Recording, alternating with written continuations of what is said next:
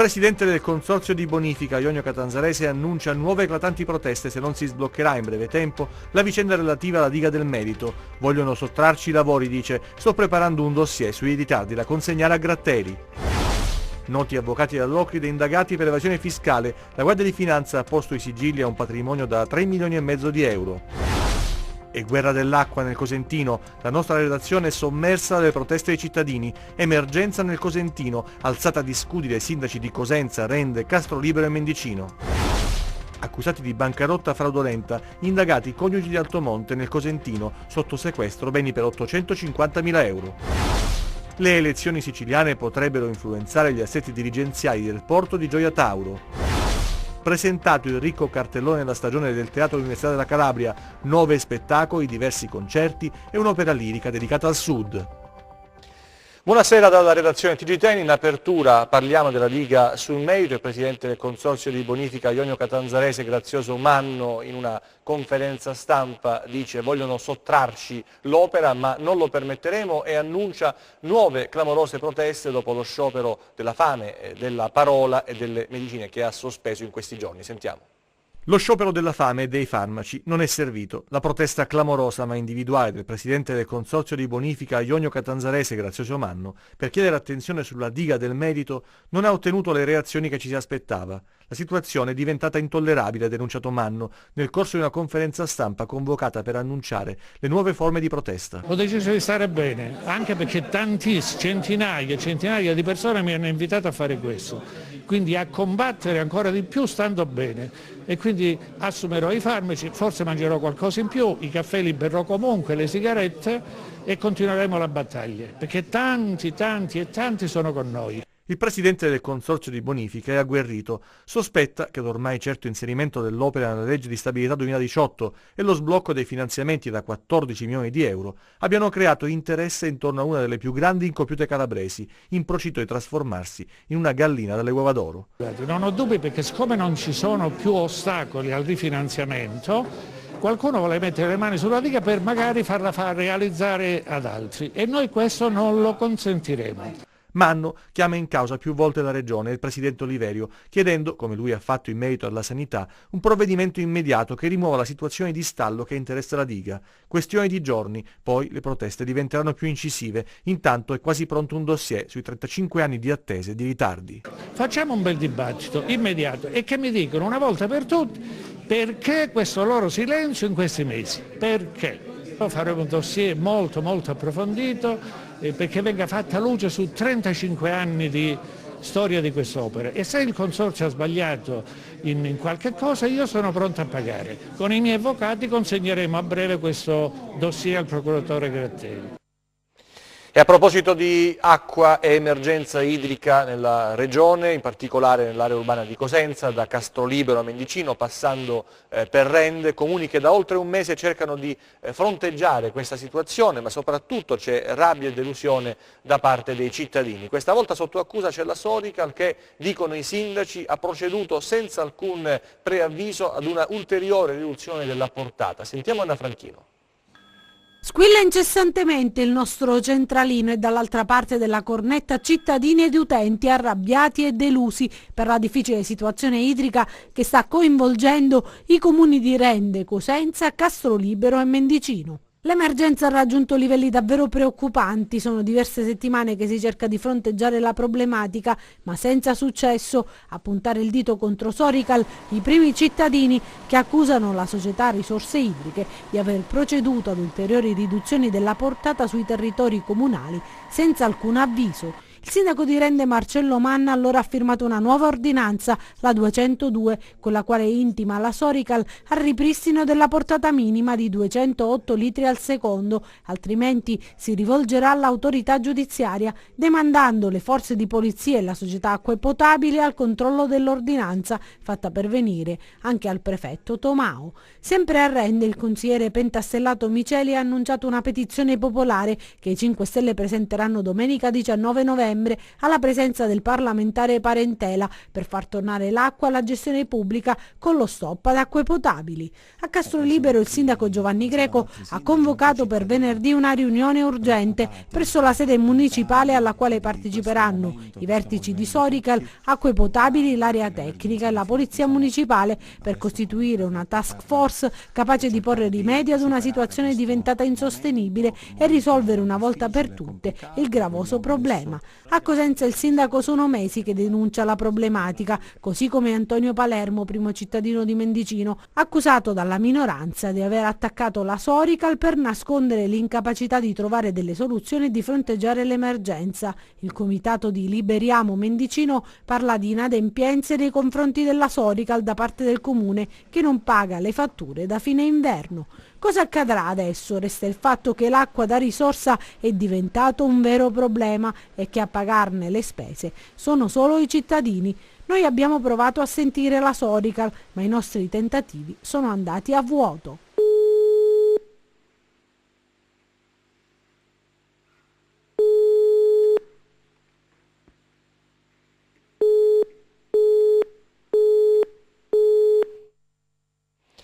Reati tributari, in particolare evasione fiscale, due noti avvocati dell'Ocride nei guai, la Guardia di Finanza ha sequestrato un patrimonio da 3,5 milioni di euro, vediamo. I nomi ancora non si conoscono, il riservo è massimo, ma la notizia è certa. Due noti avvocati della Locride sono indagati per evasione fiscale, tanto che i finanzieri hanno eseguito ieri un provvedimento di sequestro di beni per un valore di oltre 3,5 milioni di euro. L'attività investigativa è nata a seguito di una verifica fiscale che aveva interessato uno studio legale associato che, secondo le idee degli investigatori, ha collegamenti o comunque è riconducibile ai due professionisti. Da qui è cominciata la ricostruzione dei percorsi reddituali dei due avvocati, che avrebbe evidenziato il reale volume di affari prodotto dai due legali negli anni che sono stati oggetto della verifica. Numericamente è stata recuperata a tassazione, cioè dovrà essere pagata la somma di 9 milioni di euro in materia di imposte, e sono stati rilevati anche 2 milioni di euro di IVA che andrebbe regolarizzata. Inoltre è stato accertato l'utilizzo di fatture per operazioni inesistenti per una somma di circa 300.000 euro. Oggetto delle fatture, lavori di edilizia mai realizzati e sponsorizzazioni rese nei confronti di una squadra di calcio che sarebbero state gonfiate dal presidente. In una nota ufficiale si specifica pro tempore, quindi non lo è più, della stessa società sportiva. I due avvocati sono stati segnalati all'Agenzia delle Entrate. Un'altra indagine Guardia di Finanza di Castrovillari, obiettivo dei coniugi di Altomonte, per l'uomo disposti domiciliari, mentre la donna ha l'obbligo di firma. La Guardia di Finanza ha sequestrato beni per 850.000 euro. Sentiamo. Per sottrarsi ai creditori avrebbero svuotato le casse della società, trasferendo i beni dell'impresa ad un'altra società creata ad hoc. Nei guai sono finiti due coniugi, lui 46 anni, lei 40, entrambi di Altomonte nel Cosentino. Adesso dovranno rispondere di bancarotta fraudolenta. L'uomo è stato arrestato e posto ai domiciliari, mentre per la donna è stato disposto l'obbligo di firma. Le indagini coordinate dalla Procura di Castrovillari sono state condotte dalla Guardia di Finanza. Gli inquirenti hanno controllato la gestione fallimentare di una società di smaltimento di rifiuti con sede a San Lorenzo del Vallo. Le casse societarie risultavano svuotate e l'impresa spogliata di beni per un valore pari a circa 4.300.000 euro a danno dei creditori.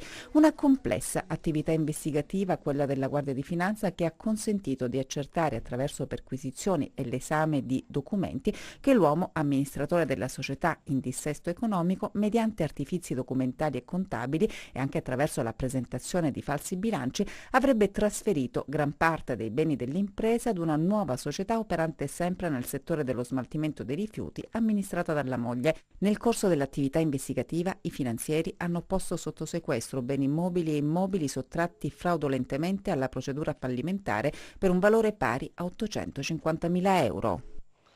Una storia fatta di soprusi e lunga 20 anni si è chiusa oggi con l'arresto di 3 persone accusate di minacce ed estorsione. Vediamo.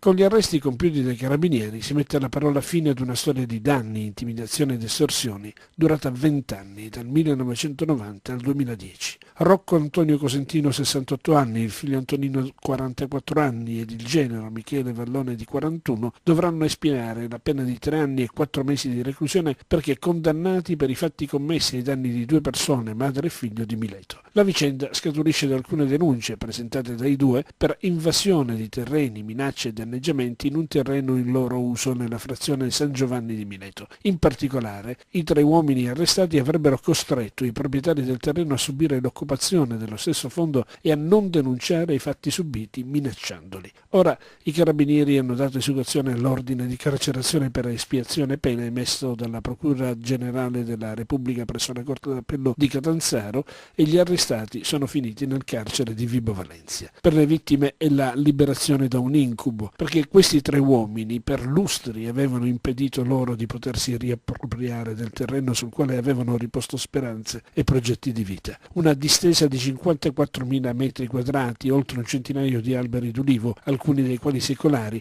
dai quali però non si poteva usufruire per la serie di minacce più o meno velate che erano costretti a subire. Le cause civili e penali, che avevano avuto inizio addirittura nel 1986, arrivano nel frattempo a conclusione con le condanne degli estorsori, perché il reato viene riconosciuto insieme all'appropriazione indebita e alle minacce. Nel 2010 i terreni vengono dati in gestione ad una cooperativa sociale, Giovani in Vita, che è esperta nella gestione dei beni confiscati all''ndrangheta, anche se in questo caso non si tratta di un bene confiscato, ma recuperato ai legittimi proprietari. Ora la definitiva conclusione della vicenda con l'arresto dei colpevoli e la fine di questo incubo.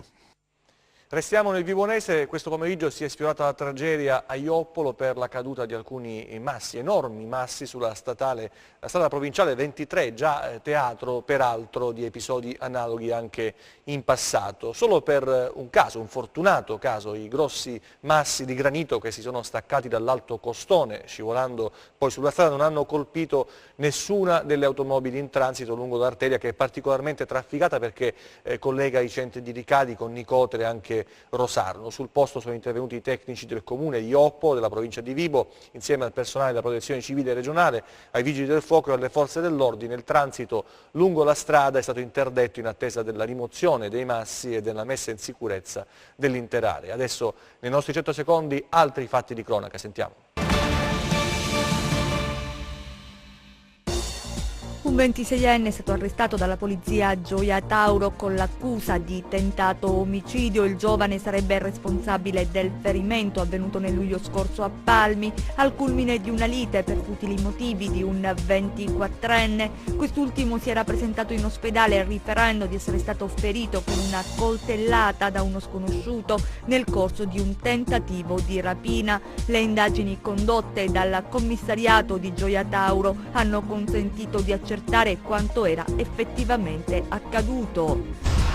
Rapina a Cosenza, nel mirino dei malviventi. La sala giochi di piazza Zumbini, in 2 con il volto travisato, hanno fatto irruzione ieri sera nel locale puntando la pistola contro un dipendente e facendosi consegnare l'incasso. Bottino della rapina 1.400 euro. Sull'accaduto indaga la polizia.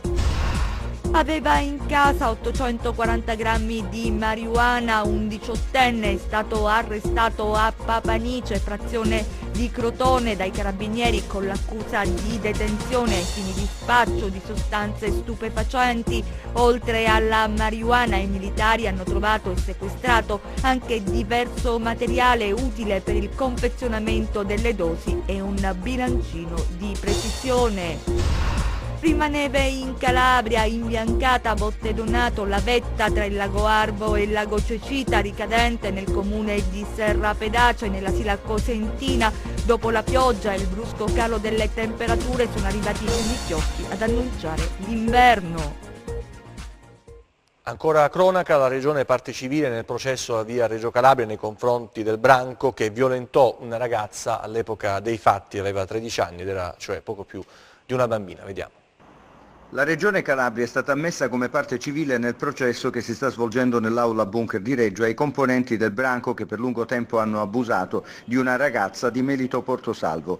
La ragazza all'epoca dei fatti aveva 13 anni e per diverso tempo fu oggetto delle attenzioni di un gruppo di rampolli del luogo, tra questi il figlio di un boss e il fratello di un tutore dell'ordine. Una storia squallida venuta fuori quando la ragazza ebbe il coraggio di esprimere il suo disagio. E le polemiche non furono certo poche. La stessa comunità melitese fu accusata di scarsa sensibilità verso la vicenda. In effetti alcune improvvide riflessioni registrate anche dalla stampa fecero pensare ad un disinteresse. Non mancarono anche velati giudizi sulla condotta della vittima. Avviata l'istruzione dibattimentale, dopo il rinvio a giudizio degli indagati, si è arrivati ora alle richieste di costituzione di parte civile, tra queste quella della Regione Calabria, che è stata accolta. Il processo finora ha registrato poche udienze. Nella penultima udienza il governatore della Calabria, Oliverio, era stato a Reggio, proprio nell'aula bunker, per esprimere la sua solidarietà, ma era stato anche aggredito verbalmente dai parenti di alcuni imputati. Ci spostiamo adesso al porto di Gioia Tauro, dove le recenti elezioni siciliane potrebbero influenzare gli assetti dirigenziali. Secondo la deputata regina dei 5 Stelle Federica Dieni, l'avvento del nuovo governatore siciliano Nello Musumeci scompaginerebbe la nomina del calabrese assessore regionale Francesco Russo alla nuova authority di sistemi che ingloba nella nuova geografia dei porti italiani gli scali di Gioia Tauro, Messina e Milazzo. Nomina avvenuta lo scorso maggio ma ancora non diventata operativa, congelata politicamente e non si capisce il perché. Forse manca l'assenso del presidente siciliano e su questo punto interviene la deputata grillina e spara a zero sul PD regionale e nazionale. Se il futuro del porto di Gioia Tauro, dice la Dieni, è sempre più incerto, è a causa dell'ignavia e dell'indolenza di un partito democratico indeciso a tutto. La vittoria di Musumeci, spiega la parlamentare grillina, complica la riorganizzazione del sistema portuale calabrese e siciliano e renderà quasi impossibile una nomina condivisa del presidente dell'authority che include Gioia Tauro e Messina.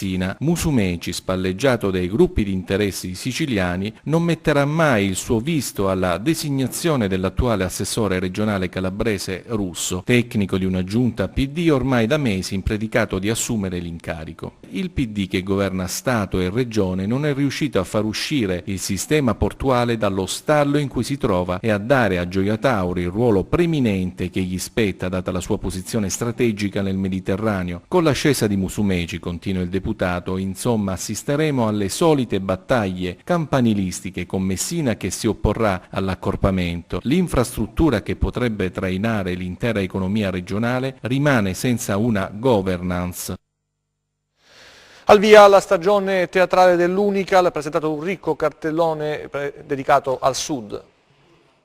9 spettacoli di altissimo livello ed in esclusiva regionale, un'intensa attività concertistica grazie alla collaborazione con il Conservatorio di Musica. Questo e tanto altro è la proposta artistica presentata alla stampa dal Teatro dell'Unical per la stagione 2017-2018. Il cartellone di quest'anno è un cartellone che parla di Sud, di un Sud che continua ad avere problemi, che continua ad arrancare, che è indietro nelle classifiche, ma che ha dei forti movimenti culturali che hanno sempre agitato il meridione, perché le grandi cose italiane di questa nazione, ricordiamolo, che partono per l'appunto dal sud, le grandi rivoluzioni anche. E questo è uno stimolo e un monito per tutti noi a continuare a lavorare e a valorizzare quella che è la cultura che si fabbrica a queste latitudini. Abbiamo scelto 3 autori che sono Shakespeare, Edoardo e Pirandello, e scusate se poco, grandi compagnie. Su queste vorrei citare fondamentalmente 2 produzioni che riguarderanno una persona che è scomparsa da poco, che è un grande pezzo del teatro italiano, che è Luca De Filippo. E avremo 2 spettacoli molto importanti con altrettante regie importanti, peraltro con la prima regia che Martone dedica a Edoardo De Filippo.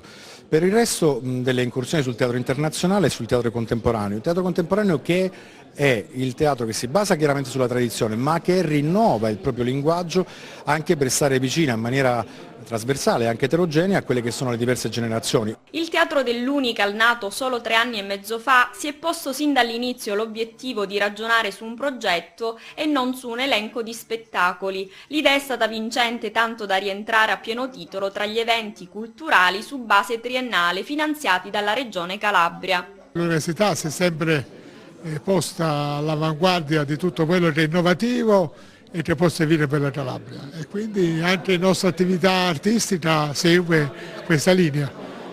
Uniamo la qualità dello spettacolo, cioè agli aspetti scenografici, alla qualità culturale e all'ottimismo. Mi sembra un mix che forse funziona. Dopo l'anteprima dello scorso ottobre, il primo appuntamento sarà il 23 novembre con quel gran pezzo di Desdemona di Luciano Saltarelli. Il cartellone riserverà ancora tante sorprese. Si sta valutando anche la possibilità di inserire l'opera lirica di Del Bono, già andata in scena al San Carlo di Napoli. A Villa Rendano adesso, dove è stato aperto al pubblico il museo virtuale Consensia Itinera, unico nel suo genere, davvero spettacolare. Da oggi nelle sale di Villa Rendano a Cosenza apre ufficialmente le porte Consensia Itinera, un viaggio emozionale nella storia della città Abruzia che affascinerà i suoi visitatori in un percorso di conoscenza e di meraviglia. Consensia Itinera è un progetto digitale, interattivo e multimediale che mette insieme tecnologia e rigore scientifico, intrattenimento e formazione, rendendo spettacolare il racconto della storia e dell'identità di Cosenza. Consensia Itinera è anche un cantiere aperto che sarà costantemente arricchito da nuovi e interessanti contributi da parte degli stessi fruitori che sono l'anima e la finalità del progetto. Cosenza è una storia ricchissima, affascinante, poco conosciuta e quindi la prima finalità è quella di farla conoscere e farla apprezzare.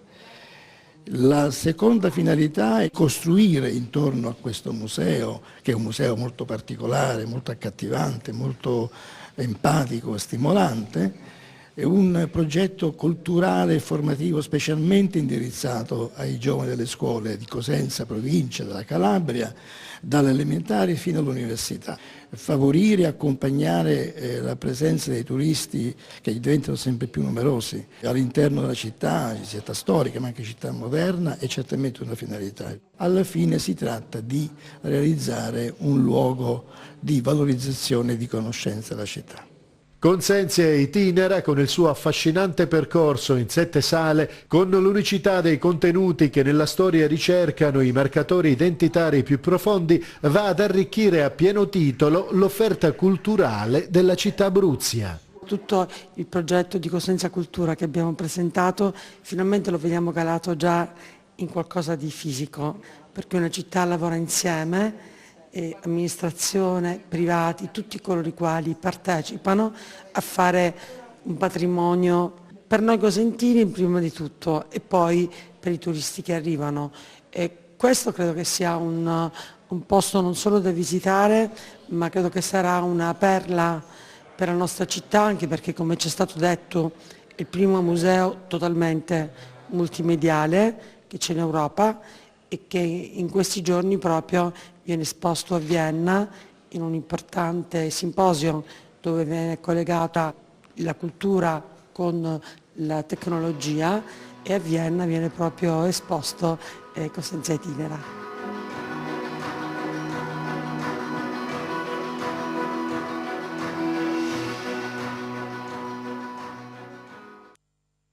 Torniamo ad occuparci, dicevo, di Cittanova, al centro di 1000 polemiche e particolari nel servizio.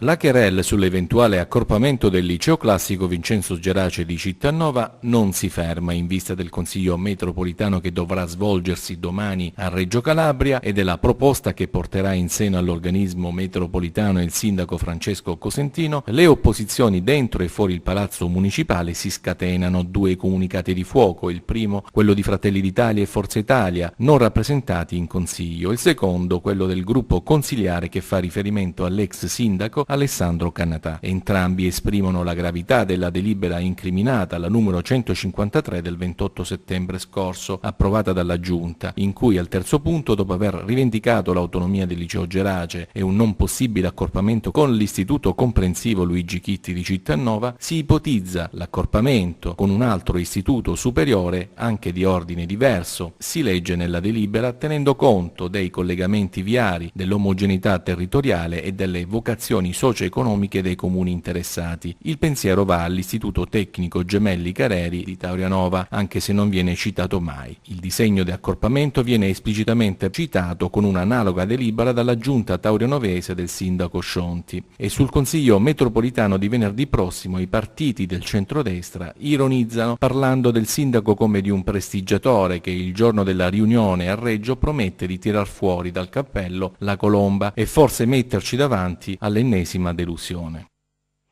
E adesso il meteo per i prossimi giorni, vediamo.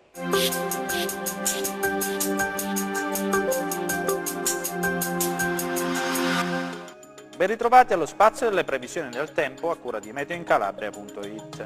In attesa del nuovo peggioramento che interesserà la Calabria dalla giornata di venerdì, specialmente sui versanti ionici, causato dall'arrivo di un'intensa perturbazione dal nord Europa, in discesa lungo il bordo orientale dell'anticiclone. Le prossime ore saranno caratterizzate da tempo tutto sommato stabile, salvo deboli e locali fenomeni che potrebbero interessare i versanti tirrenici. Passiamo alle previsioni in dettaglio per la Calabria. Venerdì, generali condizioni di cieli nuvolosi con piogge sparse anche a carattere di rovescio o temporale. Sui versanti ionici, localmente le piogge potrebbero assumere anche carattere di nubifragio. Temperature stazionarie. E adesso analizziamo lo stato di mari e venti. Venerdì il Mar Tirreno è generalmente mosso o molto mosso, ad esclusione del Reggino, che risulterà poco mosso. Il Mar Ionio molto mosso agitato, ad esclusione del Golfo di Corigliano, che risulterà poco mosso. Ed infine, prima di salutarci, vi ricordo che oltre al nostro sito web www.meteoincalabria.it potrete seguirci sulla nostra pagina Facebook Meteo in Calabria. Per la puntata odierna è tutto, grazie, arrivederci al prossimo appuntamento. TG che finisce qui, ci vediamo nelle prossime edizioni, grazie per averci seguito, arrivederci e buona serata.